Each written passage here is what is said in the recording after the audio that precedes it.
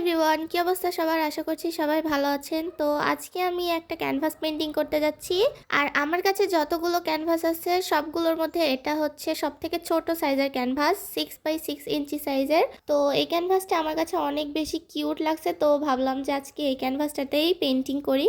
আর ছোট ছোট ক্যানভাসগুলোতে detail painting করা অনেক কঠিন, কিন্তু পেন্টিংয়ে যত বেশি ডিটেল হবে পেন্টিংটা দেখতে ততটাই সুন্দর লাগে। তো আমি ভাবলাম যে ভয় না পেয়ে শুরুই করে দিই। তো আমি তো এটার ফাইনাল লুক দেখার জন্য অনেক বেশি এক্সাইটেড ছিলাম। আর আপনারা অবশ্যই ভিডিওটা পুরো দেখবেন আর বলবেন যে আসলে এটা কেমন হয়েছে। আর আজকে আমি যে পেন্টিংটা করতেছি এই আইডিয়াটা নিয়েছিলাম আমি পিন্টারেস্ট থেকে, কারণ আমি ক্যানভাসটাকে একদমই নষ্ট করতে চাচ্ছিলাম না।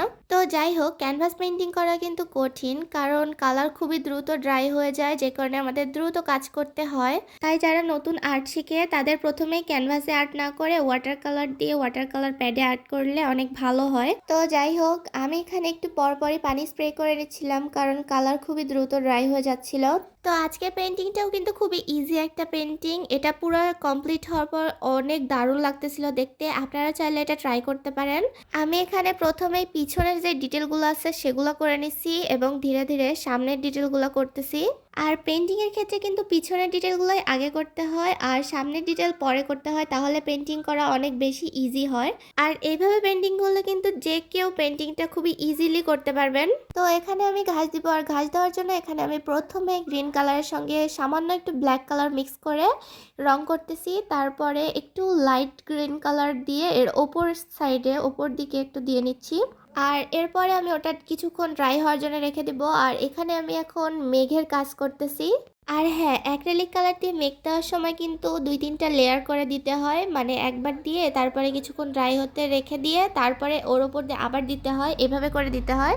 তাহলে কিন্তু মেঘের ফিনিশিংটা অনেক বেশি সুন্দর হয়। তো যাই হোক, এখন আমি এখানে একটা রাস্তা আঁকতেছি। আর আমি যে রেফারেন্স পিকচার দেখে আঁকতেছিলাম সেখানে কিন্তু এখানে রাস্তা না একটা নদী ছিল। তো আমি ভাবলাম অলরেডি পিছনে একটা নদী আছে, তো এখানে নদী না দিলেই ভালো লাগবে, দিলে একদমই ভালো লাগবে না। আর এখন আমি এখানে ঘাস দিচ্ছি। আগে রং করে রাখছিলাম কারণ ঘাস দিতে যাতে সুবিধা হয়।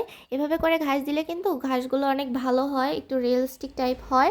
আর ক্যানভাসের ওপর ঘাস দেওয়া একটু কঠিন, এটা আমার কাছে মনে হয়। আমি যত সহজভাবে ওয়াটার কালার দিয়ে ঘাস দিতে পারি অতটা সহজভাবে আমি অ্যাক্রিলিক কালার দিয়ে ক্যানভাসের ওপর ঘাস দিতে পারি না।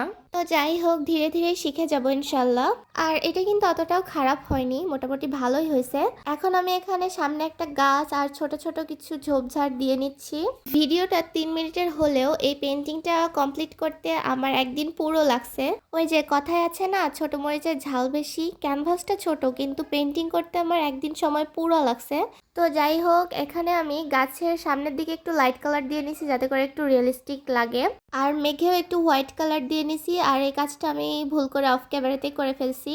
সেম সেম করতে না পারলেও অতটাও খারাপ হয়নি আমার কাছে মনে হয়।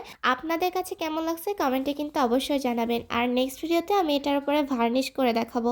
So bye bye.